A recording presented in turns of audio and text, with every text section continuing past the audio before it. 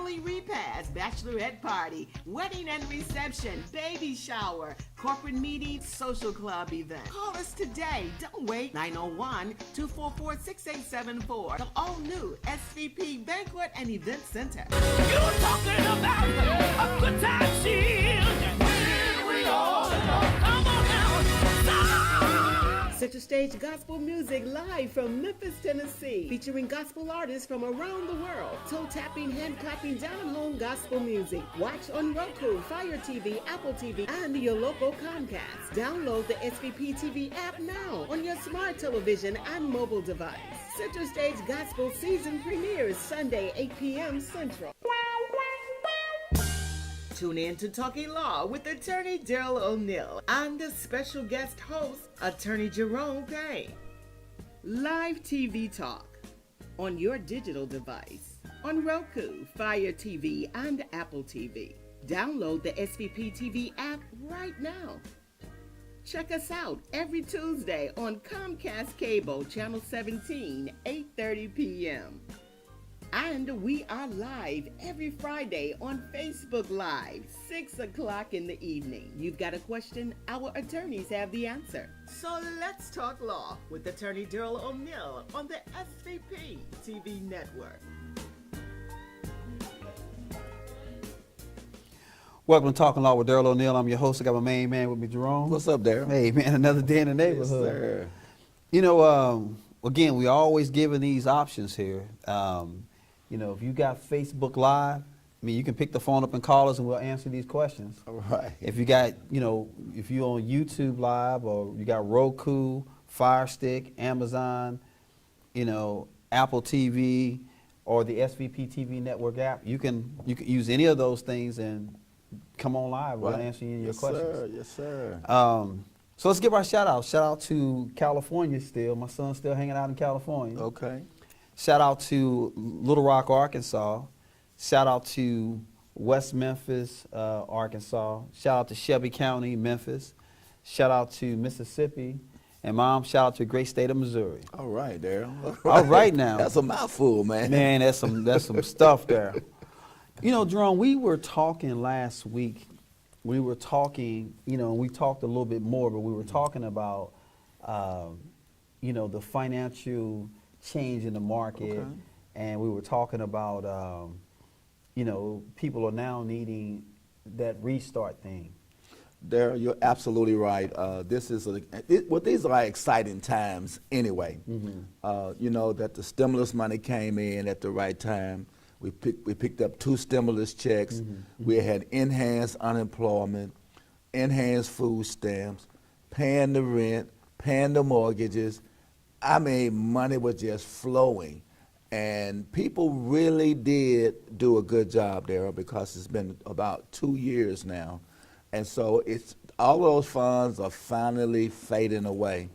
And people are seeking assistance now. And as always, you know, bankruptcy is never the first choice. Mm-hmm, mm-hmm. It's always the last choice. Mm-hmm. And so now, what we want to do now is and inform the people that there's always an option for you to deal with your debt when you are overwhelmed. Mm-hmm. One thing we do not want to see, and I've seen it a couple of times in my practice, where people have actually committed suicide. Yeah, I know. Over there. You know, I mean, and there's no reason for that. Well, you know, and again, it's a sad scenario, and you hope that that wouldn't happen, you know, but death, man, like you hit it on the head, is an overwhelming scenario, man, and that's why we want to have these types of shows that have these kind of conversations. Absolutely right. And the thing about it is that there is a bankruptcy for everyone. Right. I mean, and for one thing is that there is something called a Chapter 9. Mm-hmm. That's for cities and municipalities. Detroit. Detroit, Michigan, Yeah. Puerto Rico. Puerto Puerto Rico was about to emerge out of a Chapter 9. But then, of course, they had the hurricanes, the floods, and all that stuff came in. So that delayed their exit out of the Chapter 9. And so, have we had many cities do Chapter? I mean, the big news at one point was the Detroit, because that was, you know, Detroit's a major city. It's not as, and people don't realize Detroit is not as big as Memphis. Right. I'm sorry, it's not as big as Memphis or Shelby County. Is that right? Oh no. Yeah. You know, I mean, man, there's almost 1 million people here. I mean, that's a large city. That man. is a large city. Yeah, and it's probably a little. If you take Shelby County as a whole, Yeah. it's probably a little more than that. I mean, the voting population in Memphis and Shelby County is something like 600,000 or 700,000. Okay. You know, so I mean, I'm talking about those are the people that are on the roll. Okay. You know, so yeah, I mean, you know, when we compare ourselves, and this is the largest county in Tennessee. In Tennessee, for sure. And Davidson is right there. Davis is right there now. I mean, it's a million and some change in Davidson now. Okay. So they're right there. Okay.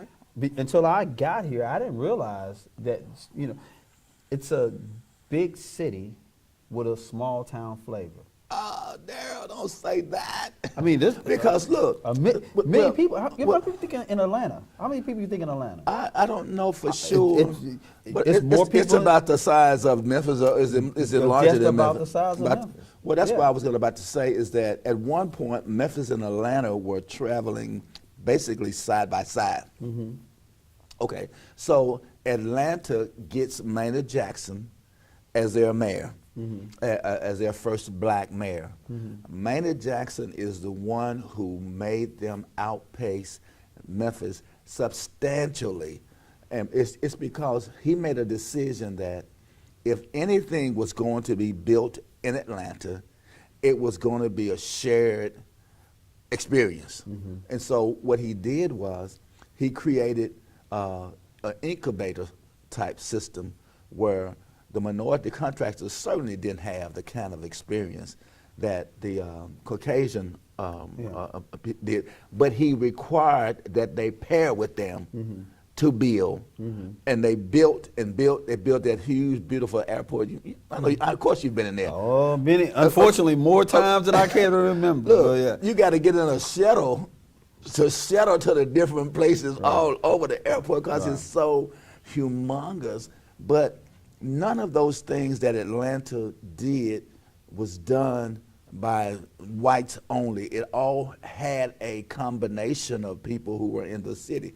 Now, certainly Maynard Jackson said, I tell you what, if you build it, then we will all share in it. That's where Memphis fell behind, because Memphis was sued a couple of times when they tried to have some minority contracting. And so what I would do, if it were me, of course I ran for mayor. Did you know I ran for mayor one time? I think I did know. Yeah, I ran for mayor one time. What I would have done was bring it on. Because a private citizen is never going to have as much money as a municipality would have. Right. You follow what I'm saying? So keep on suing, and we'll keep on defending, because it's only right. You know, we talk about it all the time there at one point in America that taxation without representation is flawed. And so you got, I think Memphis is now 61% maybe, at least 51%. Yeah, African American. 56 at one point. The last couple of years, I think it was somewhere in the 50%. Yet we don't have that kind of business. You follow what I'm saying? So it should have happened, but it didn't. But it's not too late. We got a mayor's race coming up now that will possibly change the tone. But I strayed a little bit. Well, but not you did, but Okay. not. That's okay though, because Okay. really what we were talking about is, you know, because the only city that I had ever heard that had done a chapter 9 was Detroit. That's the only one that I know of, but I know there were several of them. Now you can because do. they got it. Why would they have it in the statute if it wasn't a necessary That's issue? absolutely I bet you correct. East St. Louis has filed chapter 9. I think they did because East St. Louis Was taken over by the state at by one the point. state at one Yeah. point. Yeah. They were in receivership. There was receivership. Which is basically what a Chapter 9 is. Okay. It's a prelude to one because you're in trouble financially. Yeah. But as you said, Detroit was the only city that I know that actually had to do the paperwork. Okay. But it was a black guy out of maybe St. Louis who expertly steered them back to in the black again. Oh, really? Yes, Okay. yeah. I can't think of his name right now. Okay. So the Chapter 9 is for cities and municipalities. The chapter 12 is for But yeah, and farmers. here's where I struggle, Jerome. I don't want to stop. No. But you got a chapter 9. You got a city, because in my mind, a city is like the state or the federal government. It's a monopoly. I mean, they play with monopoly money because people got to pay taxes. They're going to get revenue from the state based off of the population. They're going to get revenue from the state for the school system. You know, so I don't get, because they always print money. That's a good point. So, because, you know, you get money from all of the taxes, you get money from all the business revenue, you get all this different money from all these different things. How did something like that happen where a city goes into a bankruptcy? Well, it's very easy to explain, because if the billionaires and millionaires pull their money out of the city and takes it to the suburbs, then the inner city is going to suffer. That's Memphis's problem. When black people take over, when the black mayors came in, then some of the revenue dried up because they would not fund the different businesses that were needed. And also, it's like anybody else. You make a bad decision. You try to host a NBA or a football team. You try to build a stadium. You try to, because you know the thing was one time that if you build it, they'll come. Yeah. Well, that's not necessarily true. Right. And you might try to hold a World's Fair. You know, Atlanta was one of the cities that did the World's Fair one year. They did, and they did the Olympics. And they did, that's what I really meant. Yeah, I meant the Olympics, yeah. I think they did the 92 Olympics. The 92 And did an Olympics. excellent job. Yeah. And so you can make bad decisions even though you are a city and the revenue dries up. Well, you know, and they were one of the big car-making cities too. Detroit. Detroit, yeah. GM, Ford. Oh, and then when all that money when they drew that out. Because that money, they went bankruptcy too. Yes. Because they would have gotten all that money too. Yes. Okay. Barack Obama saved the car industry Right. in Detroit. But that's what happened to North Memphis, Tennessee. We used to have an International Harvester. We had Firestone. We had the Deere plant. We had all kinds of major manufacturing jobs, not these these loading truck jobs, Right. transportation hub, Yeah. these little $7.25 an hour jobs. We Right. had some major jobs, man. People were actually able to have a decent life at one point, but they drew it all out of here. Had John Morrell, had the packing places, and the competition was great. When that left, that's what put Memphis behind somewhat too. So where we are now today is that we are in an excellent position because of income tax time. So you know what happens now, right? It's a stopgap. Income tax is a stopgap. You're right. Because what ends up happening with income tax, for whatever reason, people get the money, then either they'll try to get in an apartment that they can't afford, or they'll try to buy a car that they can't afford, or they'll try to buy something that they can't afford, and then they're spending the entire lifetime trying to Well, dial that back or let's fix talk that about up. that a little bit too there. Okay, so we already know that there is no such thing as a lemon law for a used car. Correct. Why not? Why not? Oh, because the business. How are you able to sell a piece of junk to a person who plumps down their $3,000 or $4,000 down that they just got from the income tax return, and then only have a vehicle for 45 days or 60 days or 90 days, and you repossess it? And you repossess it because they're not able to pay the note, because they're trying to fix on the vehicle that you sold them. Right. All right. And so, and then they will, people will even call the car company and say, look, the alternator's out on this car. I need to get an alternator. So I'm not able to buy the alternator and still make my car note. Can you defer it? Yeah, we're deferred. And next thing you know, it come out of the house in the morning, the car is gone. And then once they repossess that vehicle, they can still charge the person who used to own it $10,000, which is the balance that they once owed on it. They no longer have the car, but they still can sue them for $10,000, and they sold it now to Sally Sue. To the auction, and then the auction get it at a reduced rate, and then go back and sell it the same car for another $10,000. That's exactly right. And then repossess it again. But the killer there is, why would the state allow a creditor to pursue a person for 20 years over a debt that they couldn't pay because 5 years ago? Because politics is all about, the more money you got, the more you control the politics, unfortunately. And here's what I mean by that is, I know exactly what you mean, but it's wrong. I don't disagree with you. The insurance industry here in Tennessee is extremely big. Yes, The auto dealership is extremely big. yes. And so those guys are the ones that are contributing to these campaigns and all that other stuff. It was the auto dealerships that brought the substantial light to Wanda Halbert. Because, they were doing a number of cars every day, and they couldn't get any of them with tags, and tags were behind. Thousands and thousands of tags were behind. So, of course, they marched to Capitol Hill and, beat on somebody's door. Then bring the heat down on brought the locally. heat. Yeah. Yeah, Yeah. But again, this is the first person that's been elected in that position that has been that far behind. I don't ever remember it.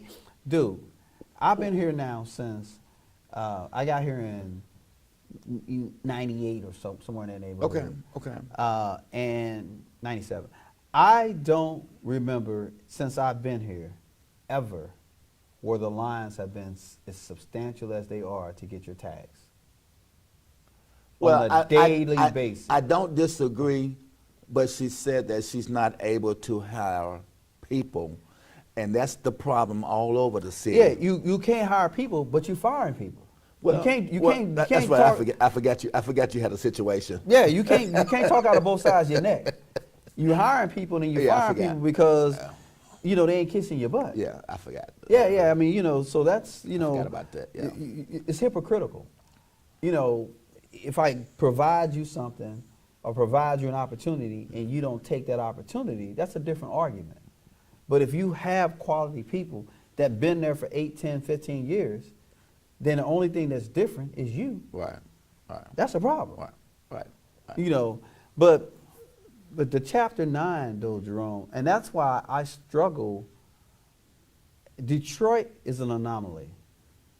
East St. Louis, I'm from that area, was an anomaly because East St. Louis was all clubs, all liquor stores. I mean, it really didn't have a lot of things that really made money for it. And but Detroit was the same way. Detroit, right. The automobile industry was its main source of revenue. Well, it wasn't the main source, but it was one of its sources of revenue. And then when that went down, that's a large source of revenue they lost. No question about that. When they struggled and they needed help, Yeah. that made Detroit need help too. Now, there was some embezzlement and some other stuff going on, but... somebody went to prison about that situation. Yeah. But that happened, bankruptcy happened before him. Before he went to prison. Yeah, there was right. a guy named Kwame, I can't remember his last name, but he was the yeah. mayor of Detroit and ended up going to jail. Right. But that was before. Trump pardoned him. Okay. Because he pardoned the guy from Chicago, too. Yeah. Blagojevich? Yeah. Blagojevich, yeah. He pardoned him, too. Hey, everybody that did some embezzlement, messing with some money, he took care of them. Hey, I ain't mad at him. I ain't mad at him either. Yeah. But there, you're absolutely right. East St. Louis was black control too. It was black control. And so that's where you have the problem at, is whenever black power starts to assert itself, there's always an issue about funding. Well, And so that's where we were they in never Memphis for the found- longest. Nobody got indicted in East St. Louis Okay. over, this kind of thing. But it was clear that they had financial issues. No question. Um, Well, they did the same thing, up in, did you know about the little town up in Tennessee? Mason. yeah, Mason, Tennessee. They were about to take over Yeah, Mason, Tennessee. But it had nothing to do with bankruptcy or with funding. Well, it had. It to was do, about it them was. not. They were not meeting their budget, Yeah, right? but they were not meeting their budget before. What happened is that they got the plant, the automobile plant that was coming. They do have it now. Blue Oval. Blue Blue Oval. Oval's coming now. Yeah, Blue Oval. But before Blue Oval, Right. it wasn't black control. Ah. Yeah. See, yeah, it wasn't. It ain't always been black Oh, control. okay, Yeah. okay. See, that's what happens, man. Some of these towns, and this is gonna sound pretty racist, man, but some of these towns, man, even though they are majority black towns, for whatever reason, they have white mayors, white council members, white people controlling the government. Right. And then, the black people don't trust each other, so they rather have somebody that don't look like them in office, which is disgusting. But that's kind of how those areas end up. And then I think the financial aspect of it happened before. At some point, then black control started taking over. And that's when it was discovered. All of a sudden, the auditors come in. All and of a sudden, when Pookie and his boys get in there, all of a sudden, everybody want to look at everything. Well, that's the same situation that's happening in Jackson, Mississippi now too. Mm-hmm. That they got they're claiming they're blaming the black mayors about the problem with the water system in Jackson, Mississippi now. Yeah. And so we see it all over the country. Yeah, and water been an issue forever, But Joe Biden,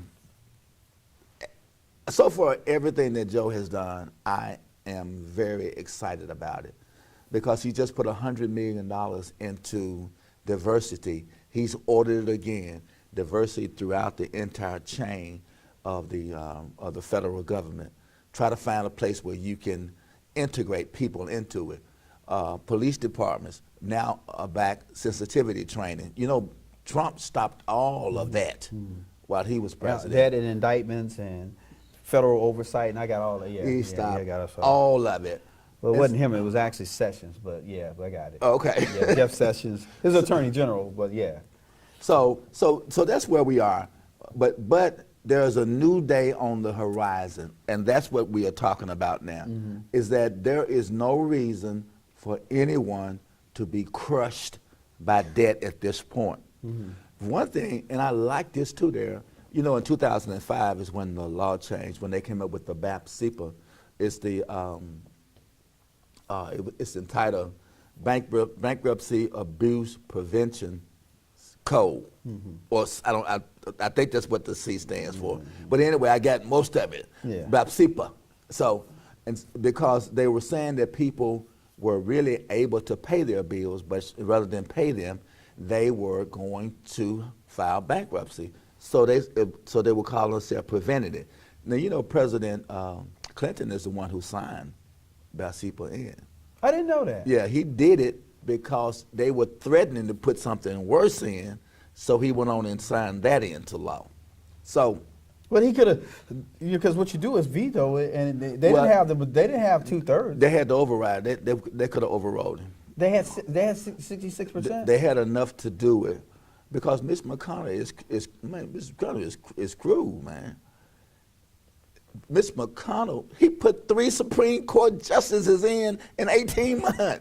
There, Mitch McConnell is the most dangerous man in America.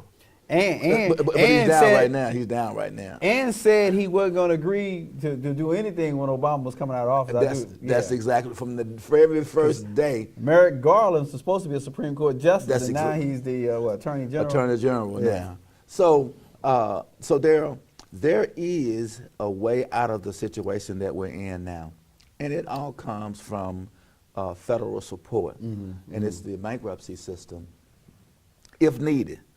But we always try something else before then. We are always open for trying to do a settlement. We're always open to try and do a payment arrangement. But the problem, though, Jerome, and that's the reason why you got to have the power of the bankruptcy court, because what ends up happening. If all else fails. Well, it's gonna fail. Oh, you think so? Well, because here's what happened. Jerome, come on now. How many times people come to your office? I know they come to my office and say, "Man, I done called these people. I done tried to work it out. I done done all these different things with these different people, and they won't accept They want me." it, right. Right. And then and I've called them, and then I can't talk to you. Well, I usually have them in the office when I'm talking there, or I have them on the phone to give them permission to speak to me. Yeah. The BK court. Yeah. Because it's some power behind us. And you got the same power there. Right. Because they know that once you speak to an attorney, then you know all of your options. You can't do flam, ma'am. Right. You know what I'm saying? Right. So that's where our power comes from. And so we want people to know, we're going to continue this conversation so we can get you to your fresh start. Yeah, And people always say are they going to take this from me? They're going to take my car? They're going to take this? Bankruptcy court was never designed to take anything away from anybody. It takes what you can't afford. And that's the thing about it. There it is. But the thing about it takes what you can't afford. Right. But you got to be realistic in what you cannot afford. That's exactly right. And 90% of people are not going to be realistic in what they can't afford. It takes to come to Jesus meeting when you put it down on paper and you show it to them clearly. You cannot afford this, ma'am. I know the Lexus looks nice parked in front of your house, but you can't afford it. Right.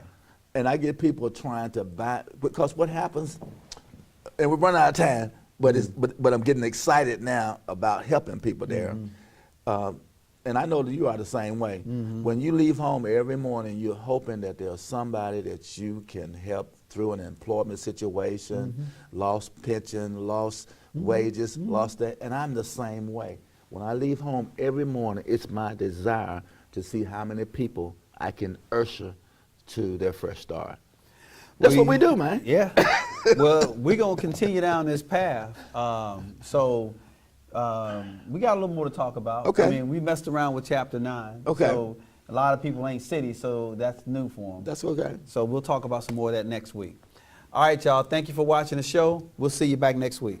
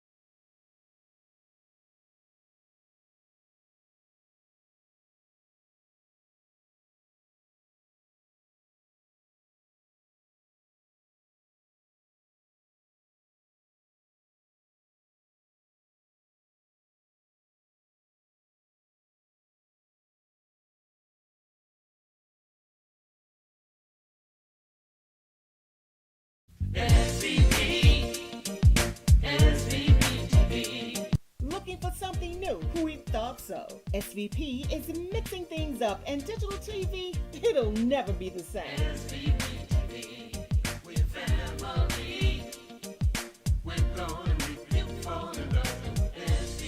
Download the SVP app today on Roku, Apple, and Fire TV. Watch us. You know why?